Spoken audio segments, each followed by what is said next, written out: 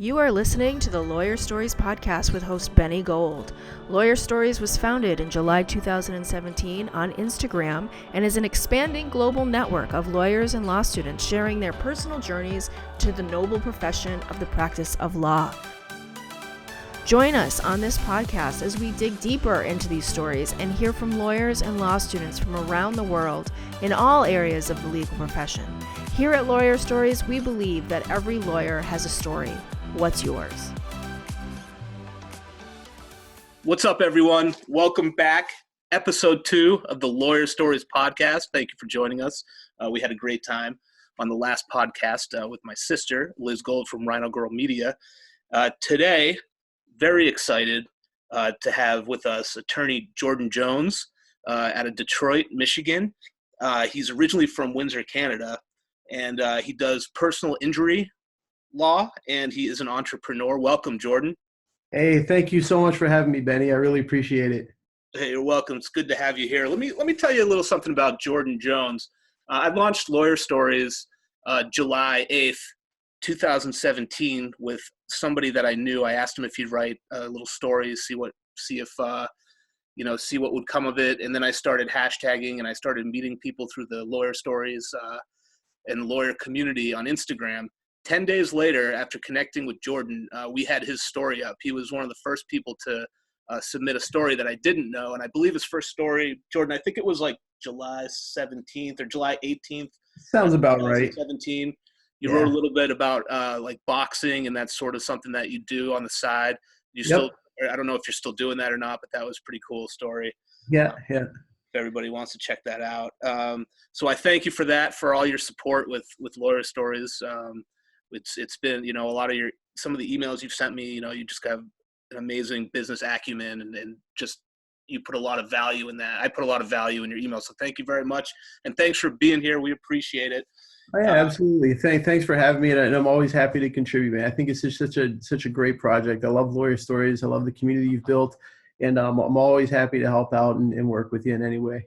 Thanks, man. I appreciate it. Some more about you, just some highlights. You've had multiple 7-figure recoveries, including the largest PI settlement ever in Washtenaw. Did I say that correctly? Washtenaw. Yeah, that's right. Yeah. It's Ann Arbor. It's Ann Arbor, Michigan, if folks out there don't know. Ann Arbor. All right. So that's like where Michigan is, where where they play football. Yeah. Maize and Blue. House. Go Blue. Go Blue. So you speak and present nationally at legal seminars about truck accident litigation. Yep. You founded a tech startup, and with a successful exit, you sold the startup. Yes. You do own a software company. Yes. And you have a real estate portfolio. I do. My fiance is kind of mostly managing the real estate portfolio right now, but I do have one. It's a lot of fun. Yeah. That's awesome. Congratulations on that. Being engaged. Terrific. So just to start, Jordan, with like your motivation to get through law school, like I know we've talked about it before, but I think people out there, you're very successful right now. You've done a lot for yourself. So like, what was one of your biggest motivations to get through law school? And you went to Wayne State, correct? In Michigan. Right. Yeah. I went to Wayne State University Law. It's right in Detroit in Midtown area. My biggest motivation was, so kind of somewhat of a little known fact. A lot of people don't know this. I'm actually an immigrant. I immigrated from Canada, and I came over here. I think I was 23 or 24. I came here for law school, and I just in my mind, my intent was I was going to come for law school, and then I was just kind of going to go back home and probably move to Toronto or something. And I ended up, really, really loving Detroit. I love Michigan, and it was so great. So in law school is hard. It's no joke. But on those days when it was really hard, my biggest motivation, honestly, was I wanted to, get a piece of the American dream and be able to stay in because so I was like fighting, for to get through law school so that I could stay in the country and be here because I loved it so much. I fell in love with the place and I love Detroit. I made great friends. And knock on wood, it's 10 years later, I'm still here. So yeah, that's amazing. So like when you say you were fighting through law school, what do you really mean by that? Yeah. So it was it was a little bit of a culture shock and a sticker shock when I came Right. to school, because school in Canada is significantly cheaper than it is in the United States. So I was there was a little bit of sticker shock, and then also, it was tough because it was American money. So it was kind of like I was losing, 25 cents on every dollar essentially. Right. So that was the biggest challenge for me, the financial challenge. And my first year, so I'm from Windsor, Ontario originally, which for people who may not know, it's on the border with Detroit. When you enter into Canada from Detroit, that's where you arrive, is in Windsor. And so basically, I was commuting every day, but it was just really hard, because there's there was gas, and then there's toll fares, and then there was parking, and then I had to pay for tuition. So it was extremely challenging financially, and I was able to get through. I was on a pretty significant academic scholarship, which was a big help. Yeah. And really, honestly, man, it was like the philanthropy of others, like my friends and family. Just my poor brother, who was breaking his back, working in a hotel, helping me out, and I couldn't have done it without friends and family. But that was the biggest challenge for sure. Right. Wow. Yeah. It sounds like I think a lot of us go through significant challenges, and it's definitely the money piece of it is tough. I mean, if I could talk to anybody going to law school, it's right. It's 2020. Like, I don't think a lot of people. I try not to regret anything. Like, I'm glad I went to law school. I think going somewhere that's going to put the least financial stress on yourself is definitely smart. But again, when you're a young kid who just maybe graduated college, it's kind of hard to see that, and you looking at those flashy, shiny brochures of the law school, and you kind of just want to go there. But it sounds like you made a good choice for yourself, because obviously you're a very thoughtful and intelligent person, and you made the best choice for yourself by going to somewhere in Michigan. Right. Yeah. And it's kind of funny. Originally, I wound up doing PI, but originally in my mind, I wanted to do entertainment law. And back then when I first started, they had the film incentives in Michigan. So there was a lot of film. I was like, oh, great. I was like, they're doing all this filming in Michigan. This is great. I can go, I can, do some entertainment law and then learn this great stuff. Then I can go to Toronto and practice there. And then literally, I think I was in Michigan for 4 months, and they canceled the film incentive. So my whole plan got blown up. Oh, jeez. But hey, it worked out for the best, right? You're right. Working PI, and you have to obviously work with a lot of people who are, maybe they're injured, they went through some sort of trauma, and how is that for you? How do you deal with working with these people who've been in big car accidents and Yeah, and it's really difficult because people, my clients are literally going through the worst times in their lives, and they're injured, and a lot of them can't work, and they have they're off work, and they have financial challenges. I mean, listen, their bills don't stop because they're hurt, right? Right, of course. I think the best, obviously, besides being a passionate advocate and doing a good job for them, is to really just be compassionate and try to be empathetic. I think in PI sometimes there's a tendency to you kind of almost lose sight of the fact that you're dealing with real people who are really hurting on the other end. You kind of become numb to it all because we see it so frequently. Yeah. So just personally, I just always keep that in my mind. This is somebody's life. Somebody's counting on me. This is somebody who's really going through it on the other side. It kind of helps me keep my perspective. And just really keeps me motivated to work hard and get the absolute best recovery I can for them. So yes, yeah, for sure. That's great. So you and I have some good conversations about people investing in themselves, and right. For me, it's I wanted to try to grow this big global network of attorneys and law students, on a different level, connecting with each other through our stories, and not just what's on a piece of paper, but people seeing there are different people out across the country or across the globe that have had similar situations to what they have. And right. What I've learned about you since we first featured you a couple of years ago, and then we did another feature, a throwback feature. I believe it was February 2019. Actually, happy anniversary on your second feature, Jordan. Thank you. that was great. So the first one, you discussed boxing. Right. Everybody wants to go look up Jordan's first feature, July 18th, 2017. And then on our throwback story in February 2019, you discussed an internship. Do you recall your internship? Yeah. Yep. So that had to be tough. Was it domestic violence, I believe? Yeah, it was. So they had this amazing program at Wayne State where essentially you would in Michigan, if you're a law student, you can practice and you can actually appear in court under the supervision of a licensed attorney representing indigent clients, so long as it's pro bono. There's no payment. And I had an opportunity to do that, and it was great work. And we worked with vast majority of domestic violence survivors.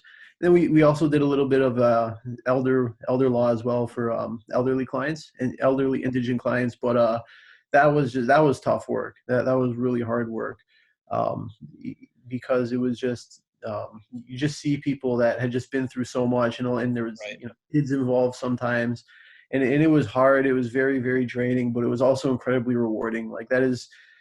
I'm telling you, Ben, like helping these people out of these bad situations is better and more rewarding than any settlement or any jury verdict or anything like that I got in my career. Right. No, I understand that. The best part. Yeah. I understand that. It's good that you did some of that work. I think that's very meaningful. And currently you're doing on the side you do some startup stuff and the real estate portfolio. Right. So basically, I mean, you've done a lot. You have a lot of faith in yourself. You have all these great things that you've done in your past through law school. So what would you tell everyone out there listening about investing in themselves? People seem to invest in other things, meaning they'll support a TV show that's on rather than get to the grind and work on something for themselves to build for themselves. And I connect with what we were talking about before about that because, I try to work on lawyer stories as much as possible. I'm trying to build something big. So, you got to make those sacrifices. But what can you tell everyone about investing in themselves? Well, first of all, just to kind of circle back, I mean, you are the quintessential example. I mean, you built this amazing, incredible network that's united thousands of people from, all kinds of cultures in virtually every single corner of the world. And that's no small undertaking. That's a big achievement. And I guess kind of what to answer your question is, when we invest in ourselves, we can really and truly do amazing things. And I kind of how it all started was, I was when I first got involved with my original startup, I think it was kind of the tail end of 2013. I didn't have a business background, so I was looking at this business book online, and I think it was $25, and I was sitting there on Amazon.com looking at this book for I'm not kidding you, probably 30 minutes, and I was like, should I get this book? Should I buy this book? I was I don't know. It's $25. I was and who has time for all that reading? And then I started thinking about it. I said, well, listen, my Netflix costs me $9.99 a month, and I have no problem sitting there, binge watching TV shows on a Saturday for 4 hours. Right. You can go eat a meal for the same price, Right. Or, go get a book. Yeah, exactly. So I was kind of listen, if I have no qualms about, giving Netflix my money and my time, then I should have no qualms about giving myself my money or my time either. And that it was sort of an aha moment. And it's now, fast forward to today, there's no time limit, no dollar limit. I will invest anything and everything in myself. I think that's the best investment you can make. And that's always the best ROI that you can get in life. Invest in yourself and invest in your growth. And you can really achieve just amazing things and great projects. And again, lawyer stories is one of them. It's a perfect example. You're a lawyer, but you have this project you're passionate about, and you're putting your efforts and look what you built. It's phenomenal, and everybody has the ability to do that. Thank you. Yeah, no, that's great. We could see phenomenal results when you just invest in yourself. I love that. That's great. Exactly. Yeah. So for me, I've known you since, obviously I've stated prior in this episode that, we've known each other since basically I launched Lawyer Stories, and like I've always appreciated your emails. I mean, you're just, you write very well, and you give me some great ideas, and and you're always there when I want to, try something different. Hey, Jordan, let's do another feature. Let's do we want to get you on the podcast. Like, Yeah. Thanks for everything. So you add a lot of value to me. Like, and I know value is something that, we discuss whenever you're in a situation, a business situation, you want to bring some sort of value to the table. But I want to know from your perspective, like what that means to you, or what bringing value means to you. Sure. Yeah. And it's a great question. And so again, kind of going back to, when I was younger, I used to kind of look at things like, what can I get out of this? What's in it for me? That's a good way to put it. And then sort of around, like I said, 2013, early 2014, when my mentality started to change, I started looking at things rather than, what's in this for me? It's, what can I do to make this better? What can I contribute to this? What can I do to add value? What can I do to bring value? And I think when you start looking at things that way, it sort of forces you to look within yourself and think outside of the box and identify things that maybe other folks are not seeing. And it gives you an opportunity to grow yourself and do something meaningful and do something impactful. And then also sort of ancillary to that, not that I do things for people to get things back, but just what I found sort of as a result of that is the more I started, sincerely, genuinely trying to help people and trying to add value, all of a sudden, all this great stuff started coming back to me. And I mean, some people call it karma, some people call it, call it what you want. But whatever it is, it was happening. And I don't know if it's just because people see you as a value adder and then they want to work with you, or I don't know if it's, something, some higher power. I have no clue. but that's just what I noticed. I started really trying to add value, and then, value started coming back to me tenfold. And that was really kind of the turning point in my life where things, really started to kick into the next gear. And it's just been getting better and better and better and better every single year. Right. Right. So that's sort of like giving, like when you give to the world, sometimes it just sort of returns by some force of nature. Right. Exactly. Yeah. And again, I don't know, what the cause is. We can, debate it. I'm not sure, but I read a great quote a couple of days ago. It said, in order to get, you first have to give. And I think that's true. I agree with it. And I really think if we change, I mean, I'm an example, I'm a perfect example. If you change your mentality and you start looking at, how can I give, how can I improve this and make it better? I think it will really just kind of help you get to the next level personally and professionally. So. That's great. Like, how do you stay so positive about everything? You seem like such a positive person. I think that's challenging too for people like who are going through law school, going through tough times. But you seem to have a great positive outlook on everything. Yeah. It's hard to always be positive all the time. Everyone has a bad day, myself included.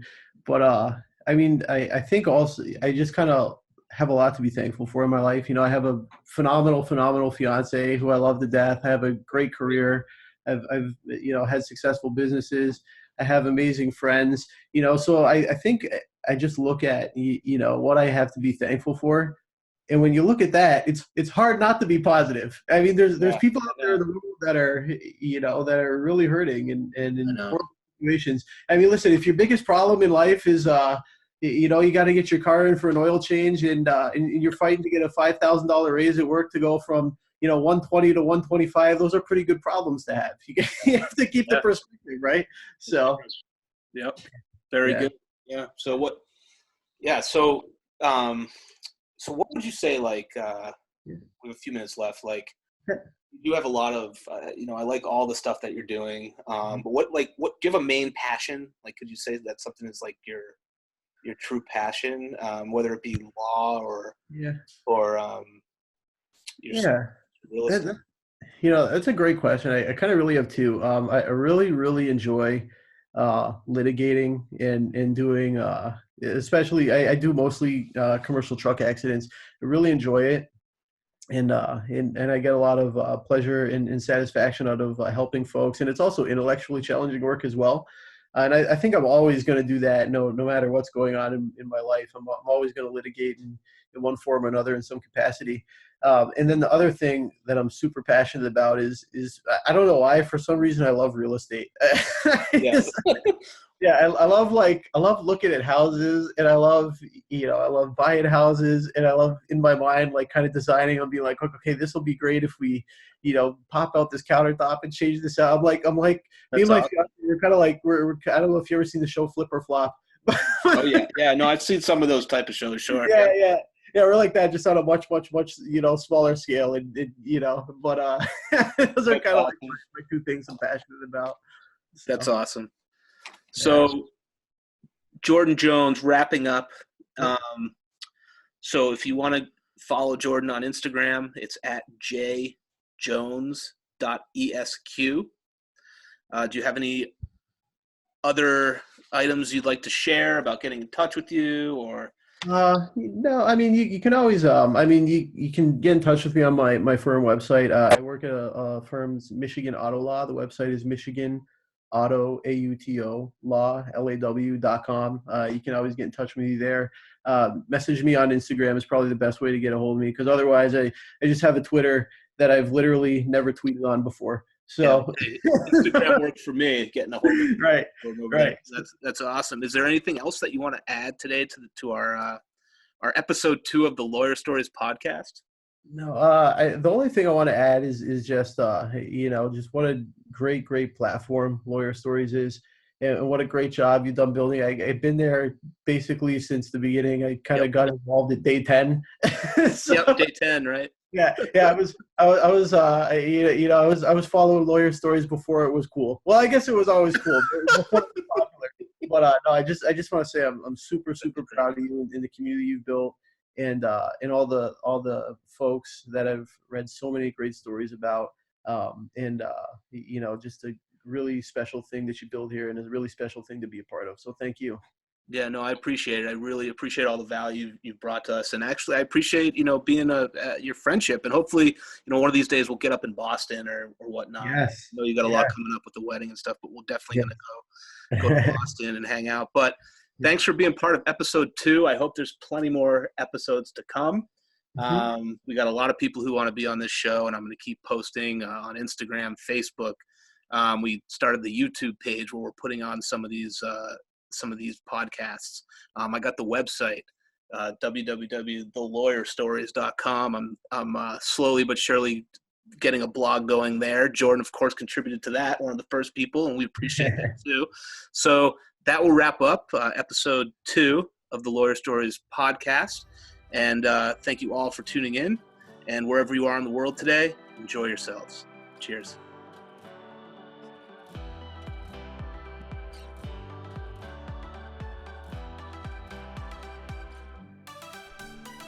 The Lawyer Stories podcast is produced by Rhino Grow Media and Marketing the Law. Are you looking at your social presence every day? Potential clients are.